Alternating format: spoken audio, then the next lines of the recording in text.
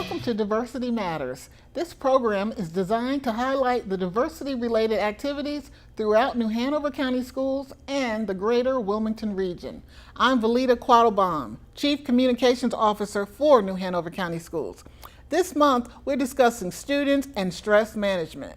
According to the American Psychological Association, stress management can be complicated and confusing because there are different types of stress, each with its own characteristics, symptoms, duration, and treatment approaches.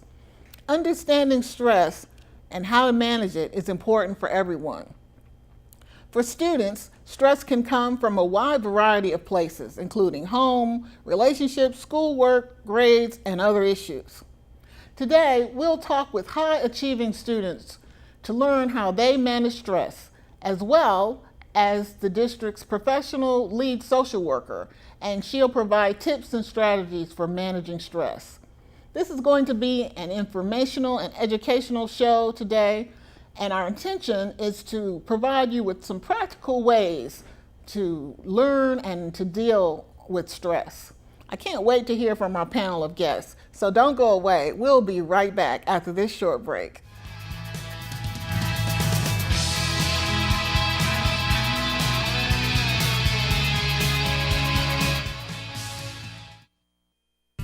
Start your day with New Hanover County Schools, The Morning Show. This Rise and Shine program will put a smile on your face and a spring in your step.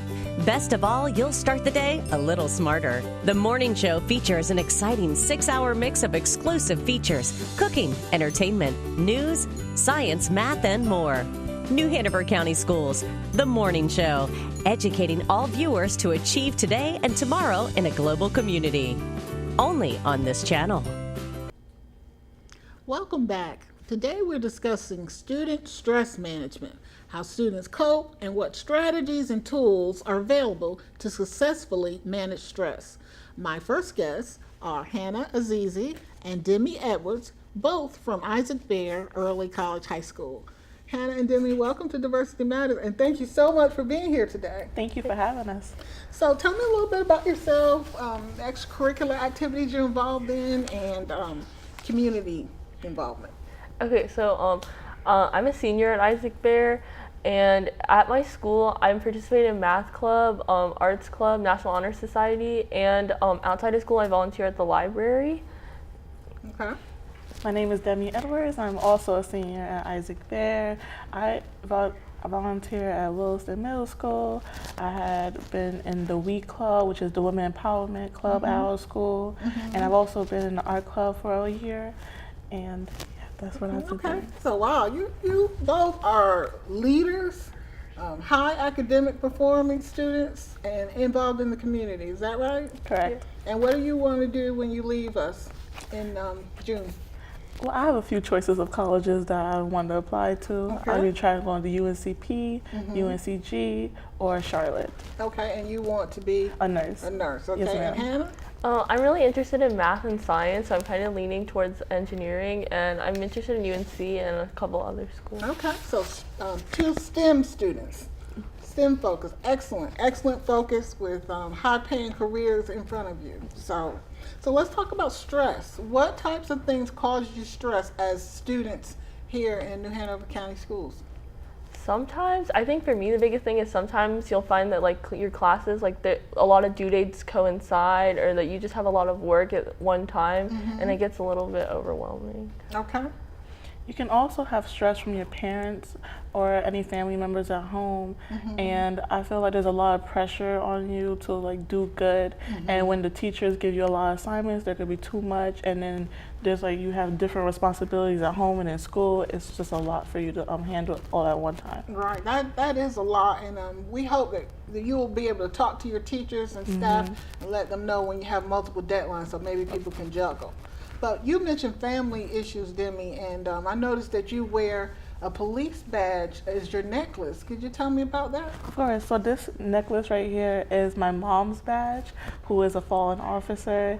And so our family has definitely been dealing with that for the past couple of years, and that has been a toll on me during school also. I see people who have their parents and it's like, well, I only have my grandmother. And she has been the biggest support that I've ever had throughout my whole journey at school. So it's been really tough, but with her, I'm getting through it. That's amazing. And you're such an excellent young lady. I know your mother will be proud of you. Thank you. Okay, so how do you all deal with this? How do you react to it normally? How do you know you're getting stressed or you're on overload, Hannah? Well, for me, I always know like when I'm like staying up super late or like when I'm eating like a lot of unhealthy stuff, like I know that like I'm feeling overwhelmed and I kind of need to take a step back. And so for me, I'll always either like try to go outside, take a walk, or like ride my bike. And I have a sister that's a year younger than me, so I talk to her a lot, and I just talk to my friends to help get things off my chest. Excellent. So you're aware of your stress triggers and you have some coping mechanisms in place. Very good. And you're very young, so that's excellent because there are a lot of adults that are not that in tune with what's going on. How about you, Demi? I agree with Hannah when it comes down to staying up late and eating. But at the same time, for me, I do not know my triggers for stress a lot. Okay. And I sometimes just hold it in. Right. And until it gets to like a breaking point, and then I just blow up and like it becomes too much and I shut down. Wow, thank you for being honest and sharing that with us, because I think in society today, so many people try to pretend that they have it all together. I do and not. We don't. None of us really do, and we need each other. We need help. You know? So I always go to my Especially friends our sometimes. kids sometimes. Right. Like I try to go to my friends, but then sometimes I feel like I can't because I don't want to feel like the only one that doesn't know what she's doing. Right. And I feel like all my friends have it together, although I know they do not. No. So it's kind of Right. like, it's kind of hard. Well, I think the more we have conversations like this, the more we identify ways to get help, Right. and where it's not such a stigma, where it's just normal. It's like, oh, do you get your hair done? Of course I do. Or you brush, you clean your hair. It becomes just a part of taking care of ourselves, right? Right. So good. So maybe after this you'll be more in touch with your triggers. So let's talk about how we manage stress. I mean, you mentioned it a little bit, Hannah, and we know that some 3 key components to stress management are getting enough rest, eating healthy foods, and exercising. So talk to me more specifically about how you do in those areas. Well, for me, I think sometimes with school, like, you know, you try to push yourself to like get all your work done, and so you stay up late, like night after night, and so you get really tired, and so you have to tell yourself that like it's really hard, but you have to be like your needs come first, Right. and so you just have to either communicate or you get a little overwhelmed. Okay. And you talked about riding your bike. Yeah. Tell me how you feel after you know where you ride. What do you feel when it's over? I think for me, like typically, like whenever I do my work, whenever I get stressed out, like I just need to get out of that setting. So for me, like riding my bike or going on a walk, like it really just helps me like get it out of like that mindset of like stress, and it like helps me relax and cool down before I have to go back. That fresh air, and you get those endorphins going. That's excellent. How about you, Demi? For me, to cope with stress, I pray a lot. And another thing, I listen to music to try to like clear my head. That's one Yes. thing that really helps. Music is great. Or I try to like Hannah said, get out the environment that is causing me stress and go somewhere else. Just do something different. What kind of music do you like? I like pop, rap, all different I kinds. think the rap would make me more stressful. Really? I mean, I like it, but I'm more of a smooth jazz type of person. Okay. And one thing that's fascinating about your generation to me is that there's this whole social media aspect that other generations didn't have to deal with. So talk to me about the stress that may come with that. Like, we know cyberbullying, for instance, is a big thing. How do you deal with that? And tell me what's going on with your peers with social media. I feel like a lot of teenagers nowadays try to compare themselves to different people and hold themselves to a higher standard than they're actually capable of holding themselves to. Give me an example of that, Demi. Like, okay, so say if someone was to make straight A's and have everything together, got into a really good college, high SAT, ACT scores. And they're posting all Right, this. they're posting this all on social media. Like, I'm all that. I got straight A's. I'm going to Harvard. All this. Okay. Everything. And then there's someone who's like, oh, I have a couple B's, maybe one C or something like that, and oh, I'm not as I'm not on her level, and then they try to compare themselves, and then they feel so stressed out, and then they get overwhelmed and they crash.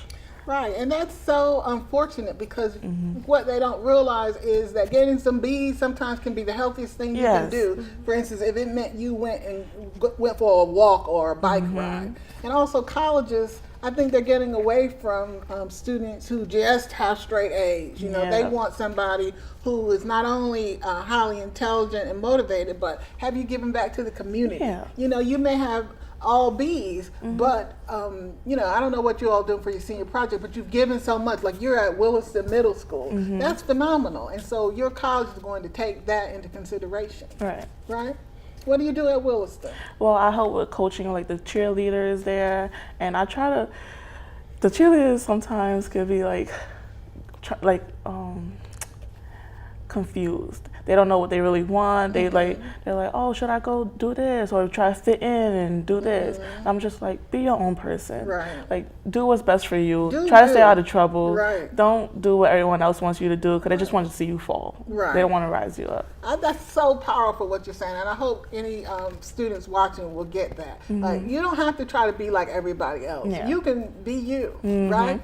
Like me, you see my heels? That's a 2-inch heel there. That's me. I can do that and be cute, right? I can't do a 6-inch, right? Because it would be bad. Right? What about you, Hannah? What about social media and how's that affecting you in terms of stress? I think for some people, some people like to post a lot on social media, like Demi was talking about, and it's so easy to compare yourself to other people and feel like that they're doing so much better than you and their life is so perfect, but deep down it could really not be. You know, they could project one image on social media and be a different way. It's so true. I often think about Robin Williams, the comedian who I loved. He was so funny, and I don't think the world really knew the pain that he was dealing with. So I think too often we hide it. And somebody could be falling apart, but very high functioning on the outside. Do you think that's the case with kids, students? Yeah, I think could be. Yeah. Right. And I've heard a person called Facebook fake book. And they say that because so many times people are just trying to create this illusion of perfection. And I think as you know, an education system, we need to realize that that's a part of it. Everything you see there is not true. You know, sometimes somebody will post something and then you see them in real life and they're really doing bad. You know? Or you see people, they have a picture of themselves 25 years ago, and I'm like, girl, who are you? I don't even recognize you, you know? Yes. So like you're saying, be you. Are you like it's okay involved in social media? I am, but I don't post a lot about my life. I'm not trying to like let everyone know what I'm doing or how I'm doing it. So, and that's the other thing. I think some people think it's like a diary, and that you have to be careful. Are you all aware of that? Like you have to be mindful of what you put out there because it's a permanent record, and the colleges are looking at what you're posting. Talk to me about that, Hannah. What do you think? I think for social media, I think the best thing to do is to just like be yourself, like you know how Demi talked about, and you shouldn't like. It's so easy to just look at someone else's page and compare yourself, but you shouldn't have to feel like that. I think for, it's just like everyone's unique, and I feel like it should reflect that kind of. And I look at this celebrity culture too. You know, a lot of young people follow different celebrities like the Kardashians or whatever, and I mean, do you feel pressure to try to live up to that? I mean, to me, some of that is just so extreme. Really? Some people do, and it's just sad. So that's great advice for your peers. Just be you, and you all are great role models and examples of students who are aware of who they are and are coping with stress and know their triggers. So it's always great to hear our students' perspective. Obviously, I love talking to them about how they manage their academics and activities on a day-to-day basis. Next, we'll hear from a mental health professional from our area. So please stay tuned for more of Diversity Matters.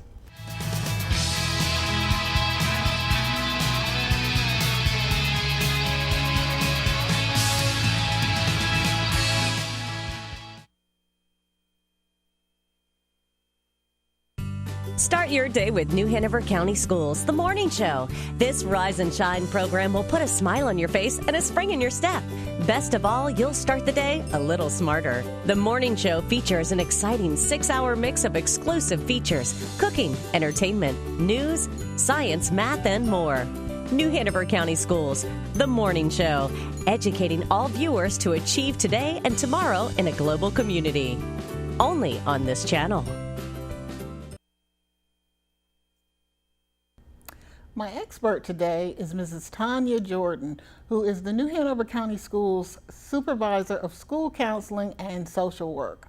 Tanya, welcome to Diversity Matters, and thank you so much for being here. Thank you for having me. Great. So you have a big title and a huge job. Can you help the audience understand a little bit more about what you do?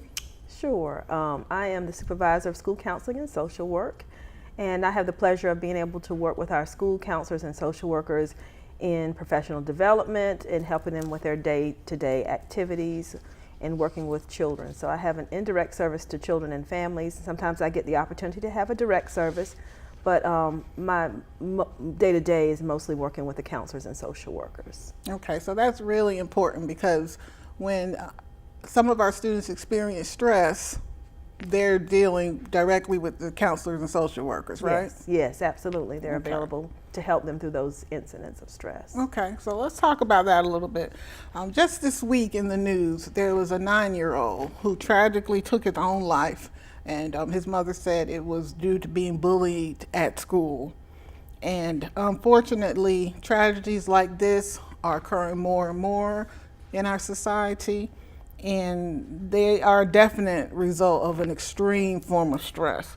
So when we talk about the word stress, can you help us define that and tell us the varying degrees of it? Sure. Stress is our body's reaction to any demand or threat.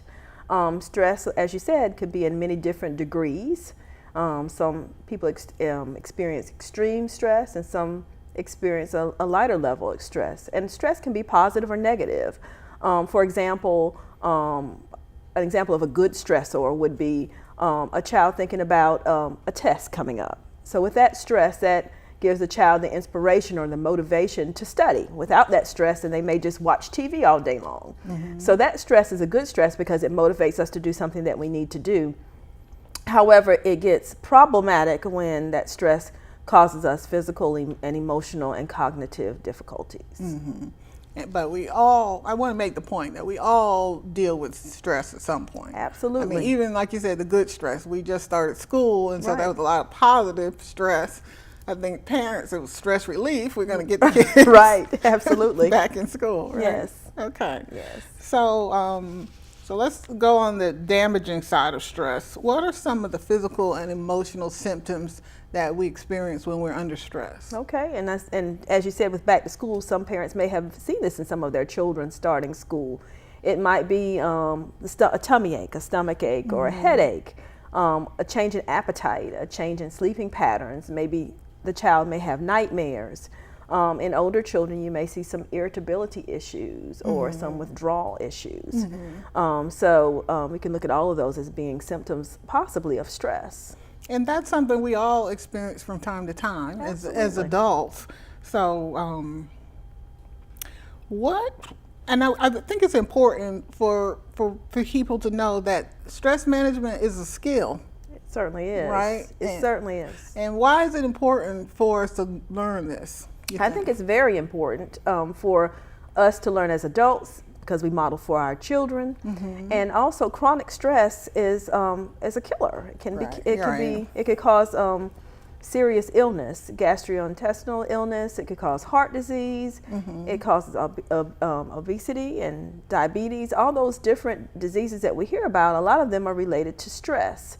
Stress has an impact on our bodies physically and causing physical problems, but also in mental problems like depression, mm-hmm. anxiety. In children, we may see school refusal, right, and mood disorders, and then also bedwetting and absolutely nightmares and so forth. Right, mm-hmm. right, and mm-hmm. then emotional And also cognitive. We look at stress as causing us problems with thinking and our memory, and also with our concentration. Right. So that all relates back to how our children perform in school. It's important, I think, for parents to be educated about that, so they won't think the child is just acting out or so forth. They can help get the child some help. Right. Right. Right. Okay. So we know that our students today, they have so much to manage, from home, school life, relationships, and then there's this whole aspect that we didn't have when we were growing up of social media. Yes. So what do you tell students who are trying to juggle it all? And especially, I guess the second part of my question, what can students do to cope with social media issues? Okay, with social media, I think one of the things that students could do is to limit their exposure. Social media is there all the time, and sometimes we see our children attached to their phones almost like it's an extra appendage.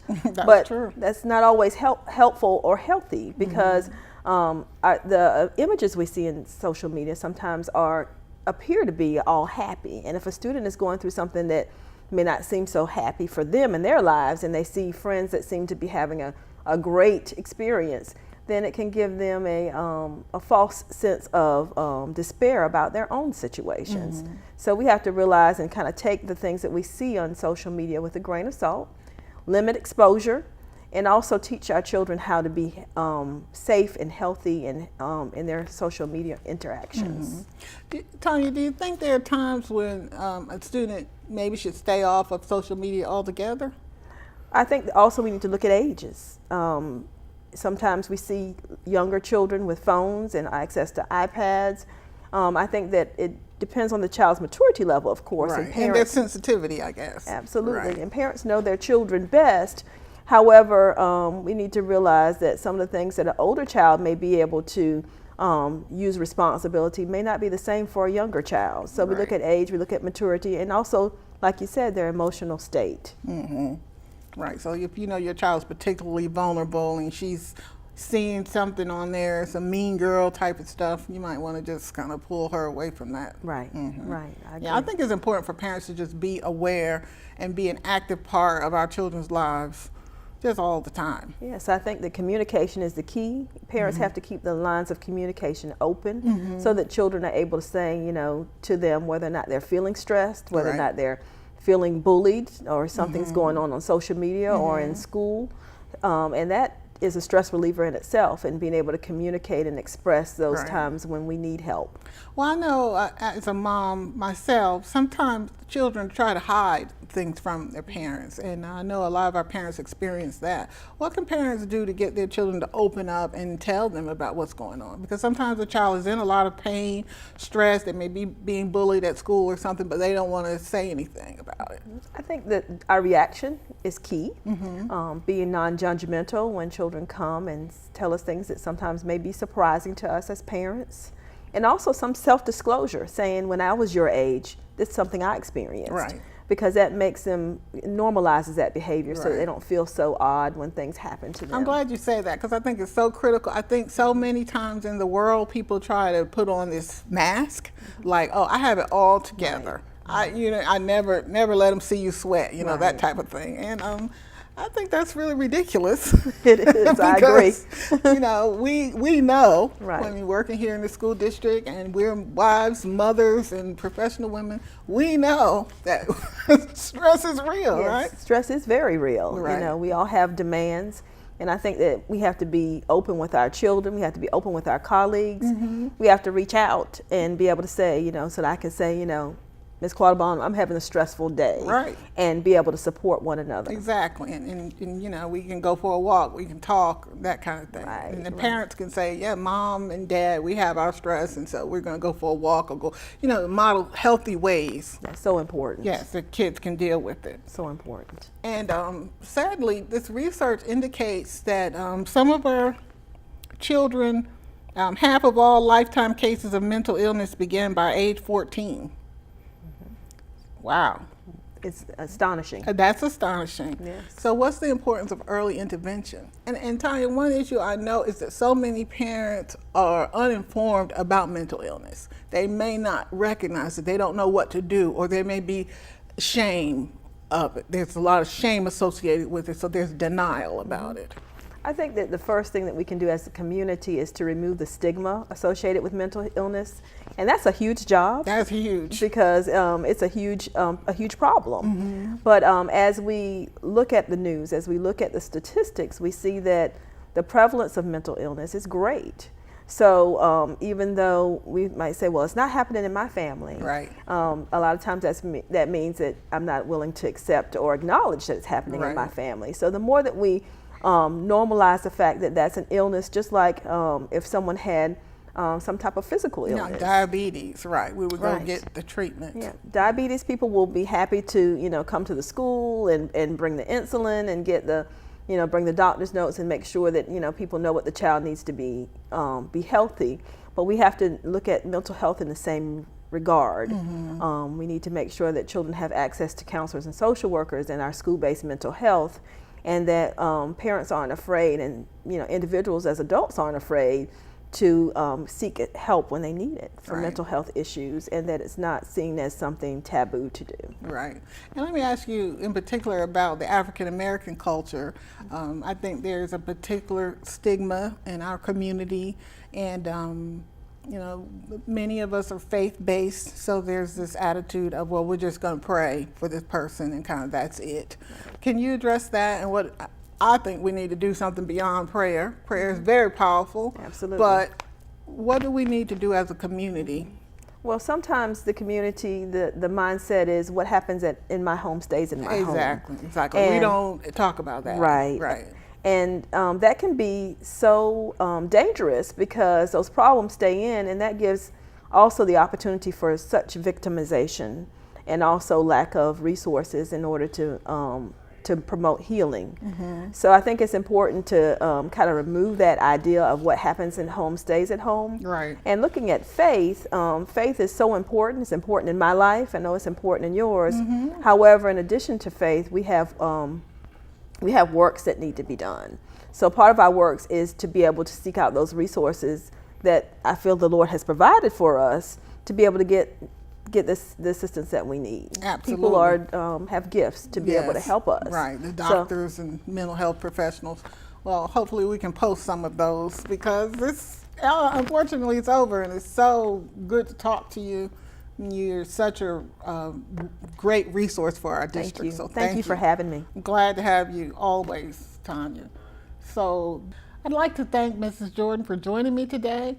And we are also glad to have had Hannah and Demi, and the fact that they were so open with us and they shared their thoughts on stress. If you'd like to know more about stress management, please call Mrs. Jordan at 910-254-4346. Thank you for joining us on this episode of Diversity Matters. Feel free to call the New Hanover County Schools Public Relations Division at 910-254-4245 if you have any questions about this episode, or if you have a story idea for a future edition of Diversity Matters. And I'll see you again next month for an all-new edition of Diversity Matters right here. Thanks for watching.